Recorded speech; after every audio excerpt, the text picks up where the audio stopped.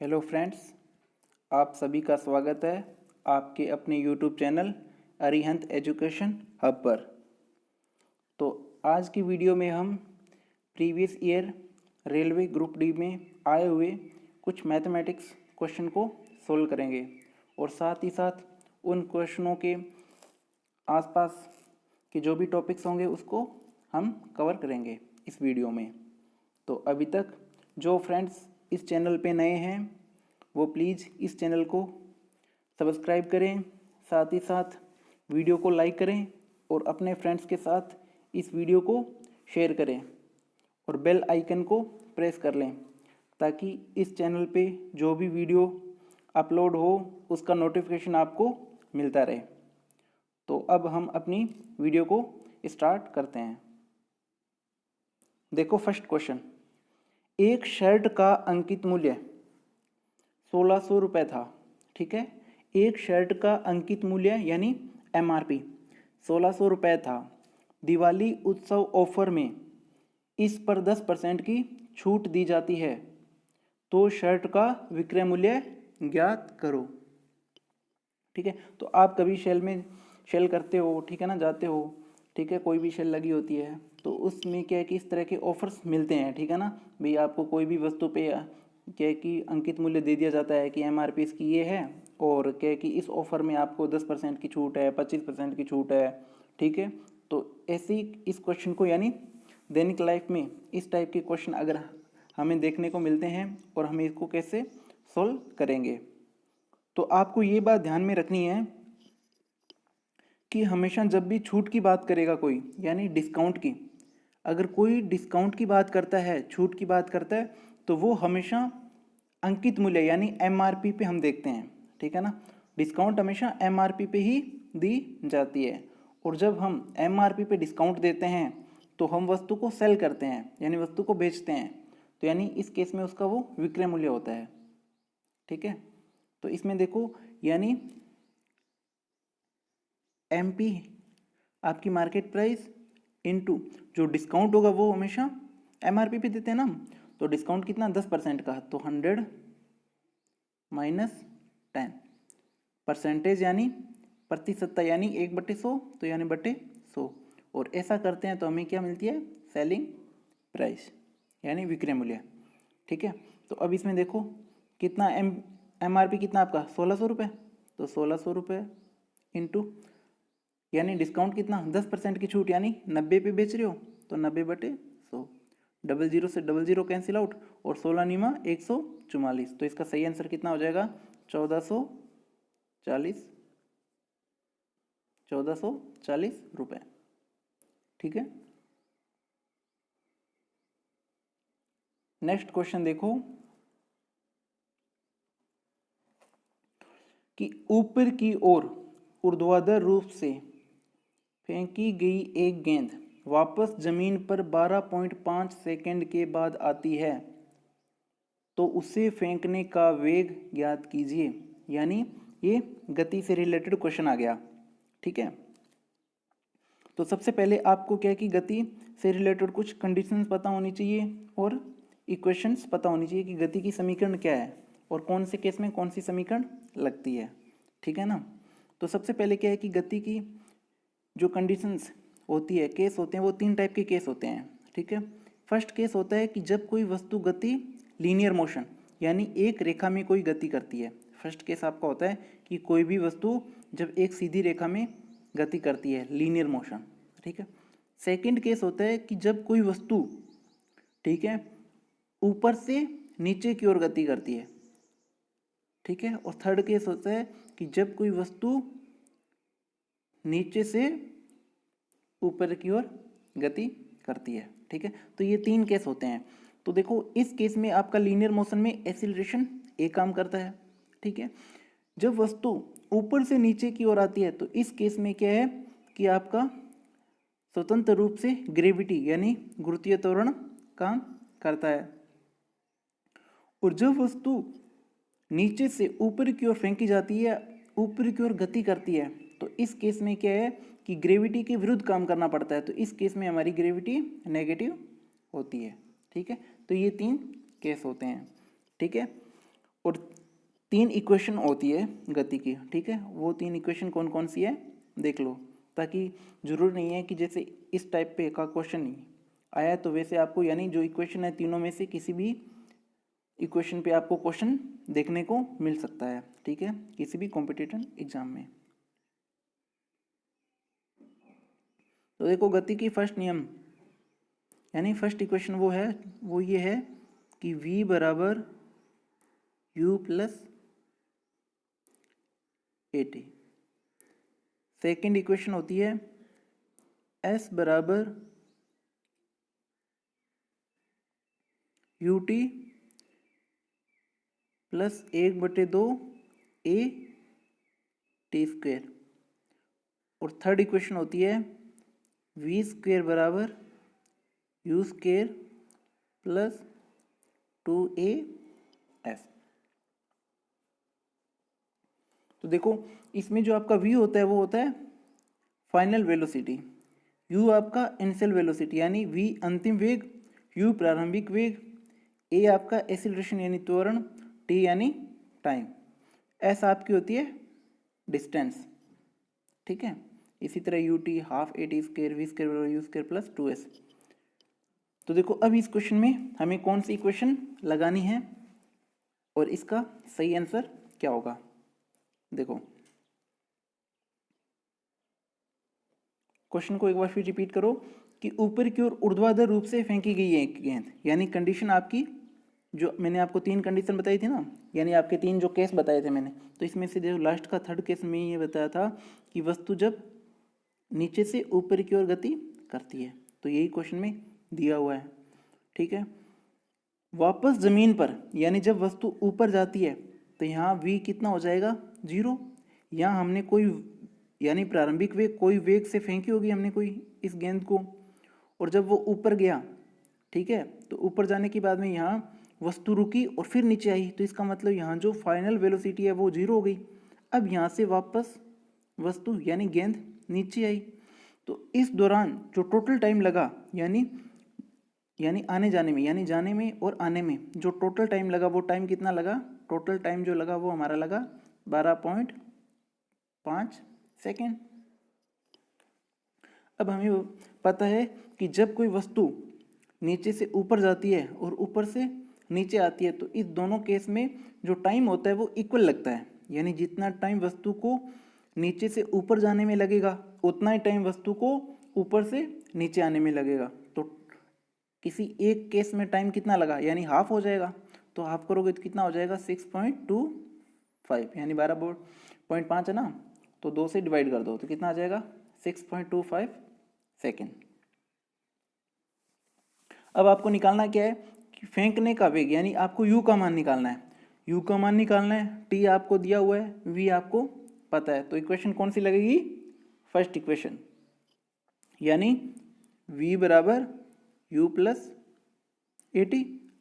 अब देखो first equation में अब केस लीनियर मोशन का नहीं है, तो अब यानी वस्तु या तो ऊपर से नीचे यानी केस कौन सा है वस्तु नीचे से ऊपर, तो इस केस में ग्रेविटी और ग्रेविटी के विरुद्ध काम करते हैं तो माइनस जी। तो अब ये इक्वेशन क्या बन जाएगी v बराबर u माइनस जी टी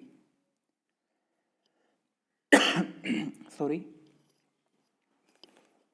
अब इसमें वैल्यू रख दो, ठीक है, तो मैं इसको एक बार रफ कर देता हूं।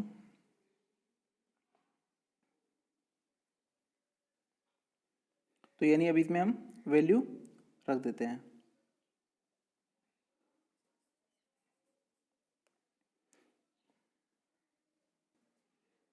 तो देखो यानी v कितना हमारा 0, u हमें निकालना है, g 9.8 होता है और t हमें पता है हमारा कितना है 6.25, ठीक है।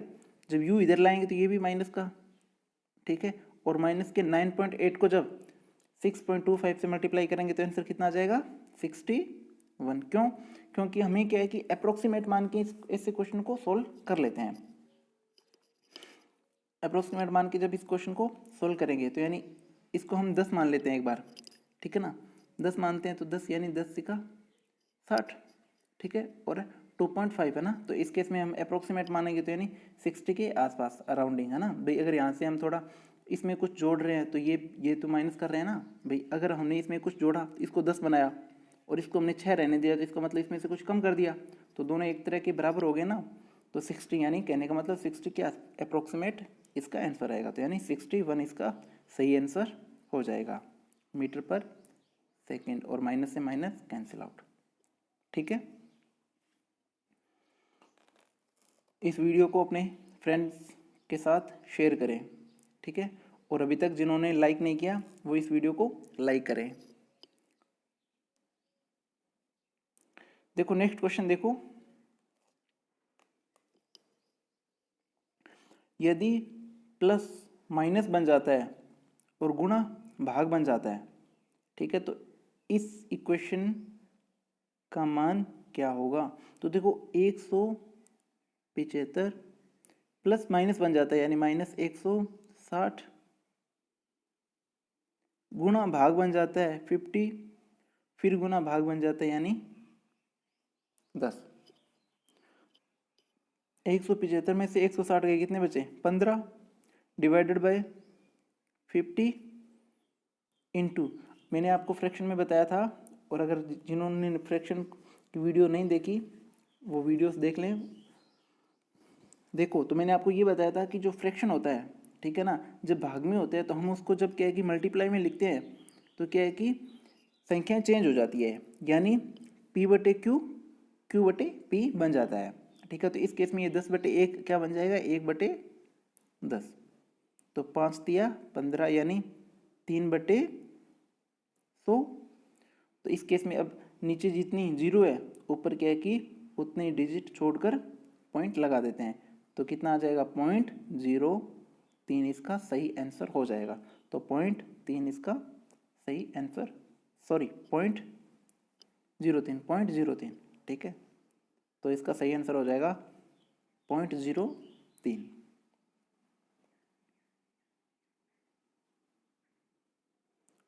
नेक्स्ट क्वेश्चन देखो, 16, 48 और 104 का महत्व समाप्रत्यय ज्ञात कीजिए, यानी आपको HCF ज्ञात करना है। ठीक है ना, तो देखो एक होता है आपका एलसीएम और एक होता है आपका HCF।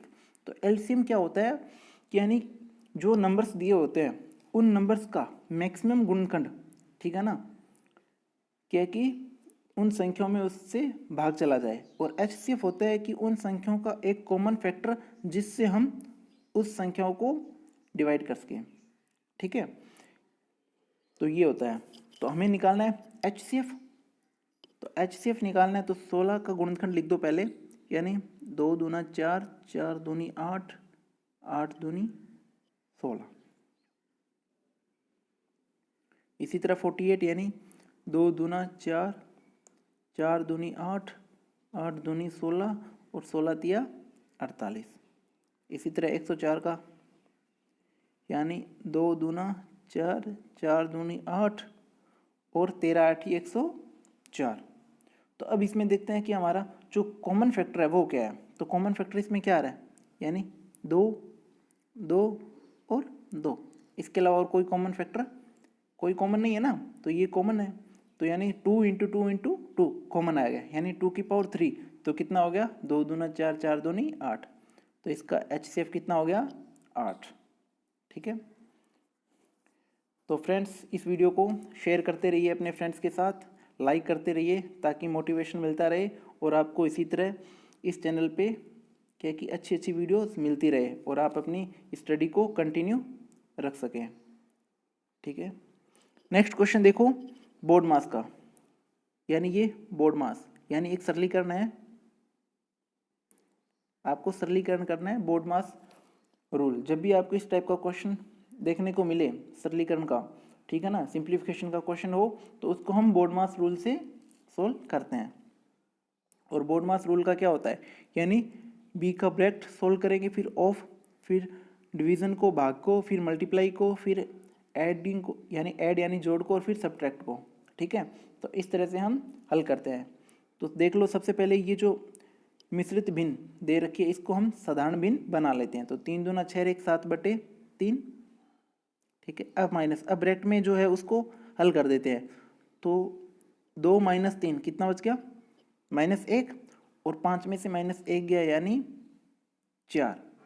ठीक है, ये मंजिला ब्रैकेट लगा देते हैं फिर हम, और फिर 3 दूना 6 एक 7/2। तो इसका एलसीएम देखो, तो ये भिन्न होगी, भिन्नों का एल यानी जोड़ घटाव करते हैं तो हम एलसीएम लेके करते हैं ना, तो एलसीएम कितना आ गया? 3। इस एलसीएम में से इस हर का भाग दिया तो कितना आया? 1, और 1 को 7 से मल्टीप्लाई किया तो कितना आया? 7। माइनस इस एलसीएम में से इस हर का भाग दिया, यानी 3 में 1 का भाग गया 3, और ये 4 दिया 12 प्लस 7/2। ठीक है, तो अब देखो 7 में से 12 गए यानी -5/3, -5/3 और प्लस के 7/2। एलसीएम कितना आ गया? 6। 3 और 2 का एलसीएम कितना आ गया? 6 आ गया ना। अभी इस एलसीएम में से इस हर का भाग दिया, यानी 6 में 3 का भाग दिया, कितना आया? 2, यानी 5 दूनी 10 प्लस, ठीक है। अब इस 6 में 2 का भाग दिया 3, यानी 7 या 21, और 21 में से 10 दिए कितने? 11/6। तो सही आंसर कितना आ जाएगा इसका? 11/6। इसी तरह क्या है कि बोर्ड मास पे बहुत ही इम्पोर्टेंट टॉपिक है ये, ठीक है ना, सरलीकरण का। और कोई भी कंपटीशन एग्ज़ाम हो, ठीक है, भले ही वो क्या है कि रेलवे से रिलेटेड हो, ठीक है ना, भले वो क्या है कि एनटीपीसी रेलवे हो, ग्रुप डी हो, एसएससी का कोई भी एग्ज़ाम हो, ठीक है ना, आपके टेक्नीशियन से रिलेटेड जो भी इसरो के, बेल गेल पीयूसीओ के हो, डीएमआरसी के हो, ठीक है ना, किसी भी टाइप के मेट्रो के क्वेश्चन हो, जो भी एग्ज़ाम होते हैं, ठीक है ना, तो उनमें क्या है कि ये जो सरलीकरण का एक जो क्वेश्चन होता है वो क्या है कि आपको देखने को मिलता है, ठीक है ना, और ये बोर्ड मास पे होता है। तो इस पे क्या है कि मैं एक वीडियोस बना दूंगा जो क्या है कि सिर्फ बोर्ड मास पे हम कुछ क्वेश्चन को सोल्व करेंगे, और उसी के अकॉर्डिंग हम समझेंगे कि बोर्ड मास पे जो भी क्वेश्चन आता है उसको हम कैसे सोल्व करते हैं। तो कुछ 10 से क्वेश्चनों का एक कंपाइल वीडियो बन जाएगा बोर्ड मास पे, ठीक है। नेक्स्ट क्वेश्चन देखो, 50 वोट का एक बल्ब 1000 जूल की ऊर्जा खपत करता है, तो बल्ब कितने समय में चमकेगा? तो ये क्वेश्चन आपके होमवर्क के तौर पे है।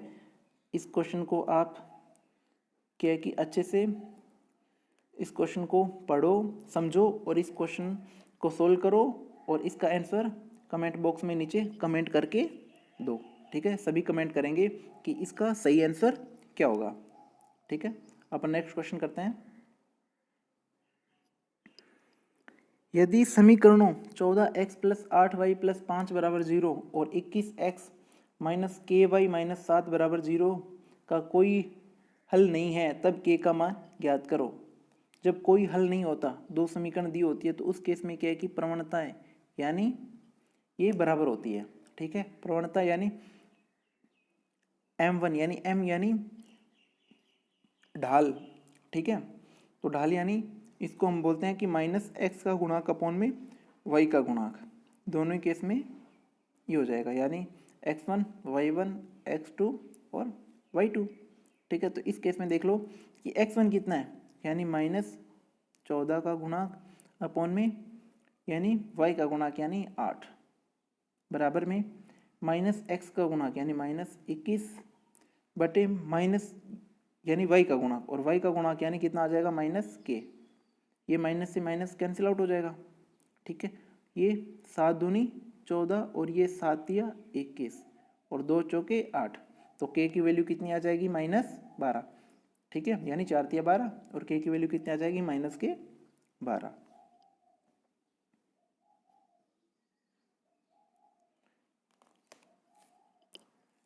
नेक्स्ट क्वेश्चन देखो कि 50 किलो द्रव्यमान का एक लड़का 9 सेकंड में 45 सीढ़ियाँ चढ़ता है, प्रत्येक सीढ़ी की ऊंचाई 15 सेंटीमीटर है, तो उसकी शक्ति का पता लगाएं जब जी का मान 10 मीटर पर सेकंड स्क्वायर है। तो देखो, आपको ये चीज़ पता होना चाहिए कि इस टाइप के जो भी क्वेश्चन होते हैं जिसमें यूनिट का जिक्र होता है, तो आपको क्या है कि जो भी क्वेश्चन में दिया होता है, तो आपको क्या है कि जो भी पैरामीटर दिए होते हैं उनको सबको सब क्या है कि आपको एक स्टैंडर्ड यूनिट में कन्वर्ट करना होता है। अगर कौन है तो ठीक है, अच्छी बात है, कोई भी पैरामीटर, अगर कोई भी भौतिक राशि अगर ये पैरामीटर यानी आपका पैरामीटर जो है वो स्टैंडर्ड यूनिट में नहीं है तो सबसे पहले आप उसको स्टैंडर्ड यूनिट में कन्वर्ट करो। देखो द्रव्यमान, एक सेकेंड, देखो द्रव्यमान यानी केजी, ठीक है, टाइम यानी सेकंड, ठीक है, ऊंचाई यानी सेंटीमीटर, तो यानी ऊंचाई हमें किस में चाहिए, मीटर में, तो मीटर में यानी तो कितना हो जाएगा ये 15 इंटू 10⁻⁴ यानी 100 से भाग लग जाएगा ना, तो 100 से भाग लगेगा तो मैं इसको ऐसे लिख सकता हूँ ना, यानी 15 इंटू 10⁻⁻2 या 15/100, ठीक है। ये आपको सबसे पहले आपको ये चीज़ पता होनी चाहिए। अगर डायरेक्ट आप मान रख देते हो, जैसे जैसे कोई भी आप फॉर्मूला, मानो कि ये क्वेश्चन आपने पढ़ा, फॉर्मूला लगाया और सारी वैल्यू रख दी, तो आपका क्वेश्चन गलत हो जाता है, ठीक है। क्यों? क्योंकि आपको स्टैंडर्ड यूनिट का पता रखना बहुत ज़रूरी है, ठीक है। तो अब इस क्वेश्चन को जैसे हम सोल्व करते हैं, तो देखो सबसे पहले हमें पावर निकालनी है, और पावर हमारी क्या होती है, यानी ऊर्जा बटे सेकंड, ठीक है।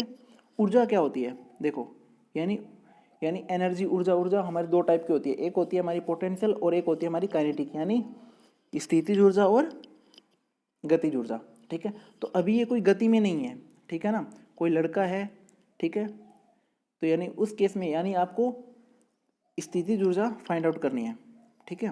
तो स्थितिज ऊर्जा क्या होती है, mgh यानी मास, ग्रेविटी और हाइट का गुणनफल होता है, ठीक है। तो देखो mgh, तो यानी आपकी एनर्जी मैंने यहाँ लिख दी, एनर्जी E यानी पोटेंशियल एनर्जी, M यानी 50, G 10, H यानी 15/100, और ये देखो ये तो है एक सीढ़ी की ऊंचाई है, बल्कि चढ़ता कितनी है वो 45 सीढ़ियाँ, तो इंटू 45, ठीक है।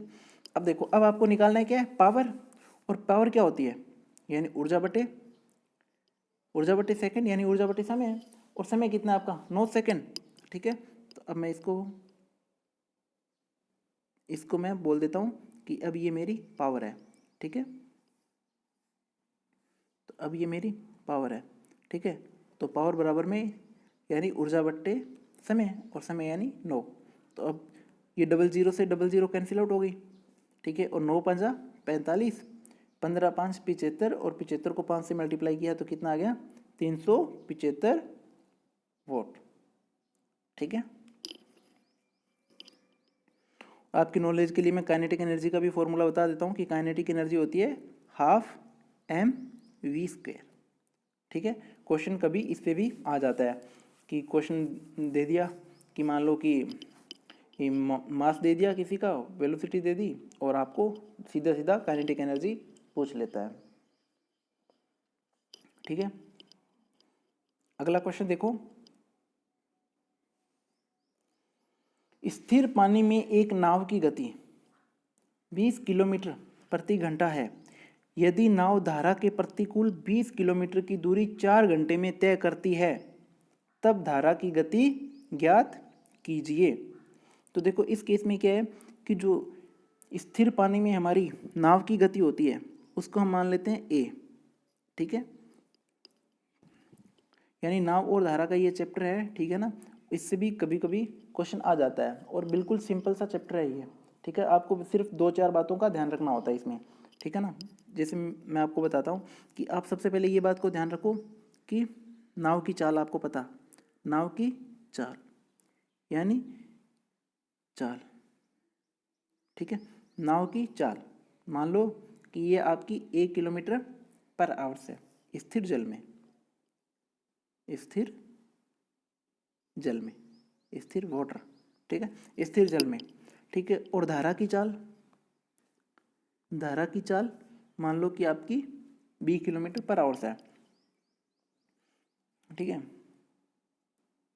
तो अब क्या है कि जब नाव धारा की दिशा में उसकी चाल होगी यानी चलेगी, तो उसकी चाल क्या होगी, यानी नाव की धारा की दिशा में चाल क्या होगी a + b होगी, ठीक है। और नाव की धारा के विरुद्ध जो चाल होगी वो a minus B kilometre per hours होगी। बस ये 4 बातें आपको ध्यान में रखनी है। और इसी से रिलेटेड, ठीक है, नाव और धारा के जितने भी क्वेश्चन होते हैं, ठीक है, सिंपल से क्वेश्चन आते हैं और हम इजीली इन क्वेश्चनों को सोल्व कर लेते हैं। देखो इस क्वेश्चन में क्या पूछा गया है, क्या दिया हुआ है। देखो, स्थिर पानी में एक नाव की गति 20 किलोमीटर पर आवर्स है। तो हमने बोला कि नाव यानी नाव की चाल स्थिर जल में 20 किलोमीटर पर आवर्स, ठीक है। यदि नाव धारा के प्रतिकूल 20 किलोमीटर की दूरी 4 घंटे में तय करती है, तो यानी 20, तो चाल कितनी होगी, यानी 20 बटे, यानी चाल क्या होता है, दूरी बटे समय, तो 20 बटे 4 यानी 5 किलोमीटर। तो विपरीत दिशा में यानी प्रतिकूल दिशा में, ठीक है। और प्रतिकूल दिशा में हमने बोला था कि प्रतिकूल दिशा में क्या होता है कि a माइनस बी, और b हमने कहा कि b हमारी धारा की गति है, ठीक है। तो इस केस में यानी प्रतिकूल दिशा में कितना आ गया, यानी 5, a हमारा कितना है 20 और माइनस b हमें याद करना है, ठीक है। तो b को जब इधर लेके आओगे तो पॉजिटिव और इस 5 को इधर लाओगे तो माइनस हो जाएगा। तो 20 में से 5 गए 15, तो कितना आ जाएगा 15 किलोमीटर पर आवर्स,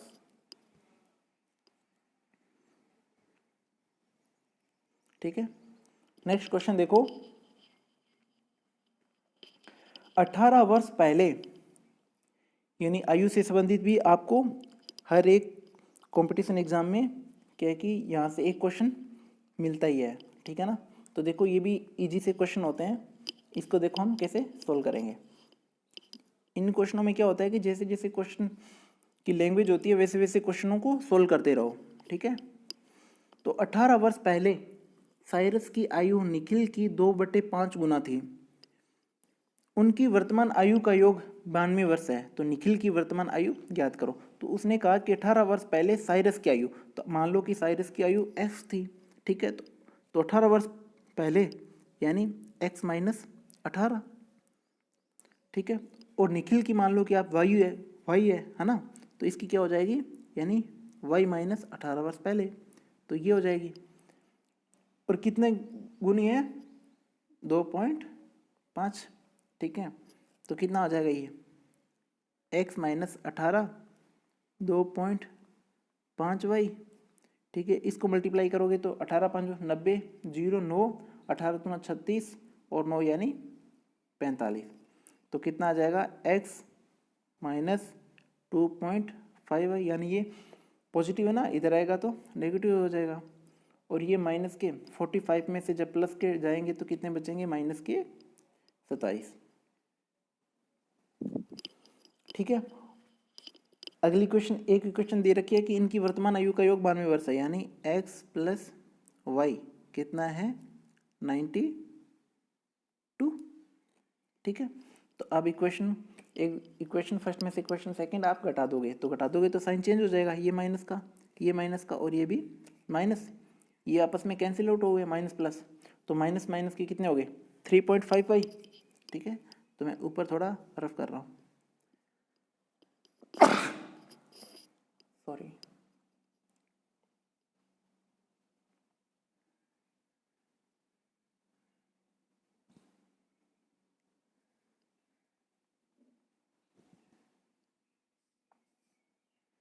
देखो तो कितना हो गया ये माइनस के 3.5y और बराबर में माइनस 27 और माइनस 92 कितने हो गए, माइनस के 119, माइनस से माइनस कैंसिल आउट, तो y बराबर कितना हो गया 119/35, और इस पॉइंट को जब ऊपर ले गए तो हमारा हो गया 10, ठीक है ना, क्योंकि पॉइंट था ना।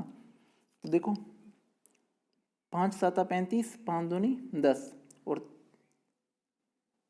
देख लो तो इस 7 के पारे से काट दो, तो 7 एकम 7, 4 7 7 49, 17 17 7 119 और 17 दूना 34।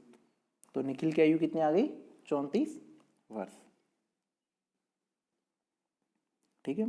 नेक्स्ट क्वेश्चन देखो कि P बराबर 3/5, ठीक है, और प्लस 2/7 का योग, तो एलसीएम कितना आ गया 35। 35 में 5 का भाग दिया 7, 7 या 21 प्लस 35 में 7 का भाग दिया 5, 5 दूनी 10, कितना आ गया 31। 21 और 10 कितना हो गया 31/35। और क्वेश्चन में बोल रहा है कि P इंटू क्यू का मान बताइए, तो P कितना आ गया 31/35 इंटू क्यू कितना है 15/31। 31 से 31 कैंसिल आउट, 5 तिया 15 और 5 7 35, तो 3/7 इसका सही आंसर हो जाएगा। नेक्स्ट क्वेश्चन देखो, 0.3/1000 किसके बराबर है? ये भी आपका क्वेश्चन होमवर्क के तौर पे है। सारे के सारे स्टूडेंट जो भी है इस पे क्या है कि इसको कमेंट बॉक्स में कमेंट करके आप इसका आंसर बताएंगे, ठीक है।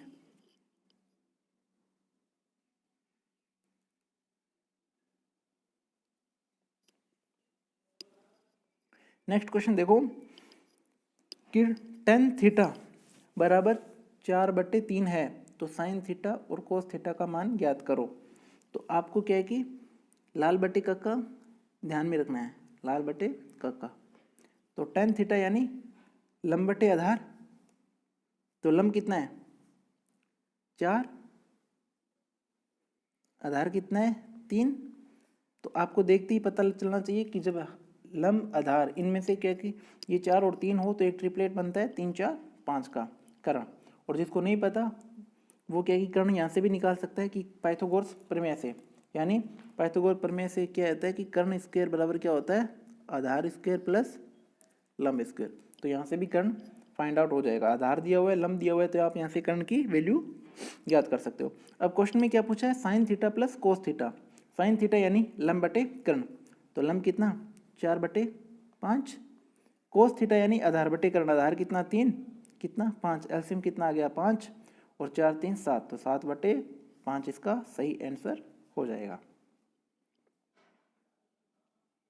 नेक्स्ट क्वेश्चन देखो, फिर एक सिंप्लीफिकेशन का क्वेश्चन आ गया कि 63 इन क्वेश्चनों को आपको सोल्व करने के लिए आपको पता है कि आपको बोर्ड मास का रूल हमेशा ध्यान में रखना है सिंप्लीफाई करने के लिए, ठीक है। तो 63 माइनस, देखो ये कितने हो गए ब्रैकेट में 8 और 4 12, 2 14, -14, -14 से -3 को मल्टीप्लाई किया तो कितना आ गया 14 तिया 42, यानी -42।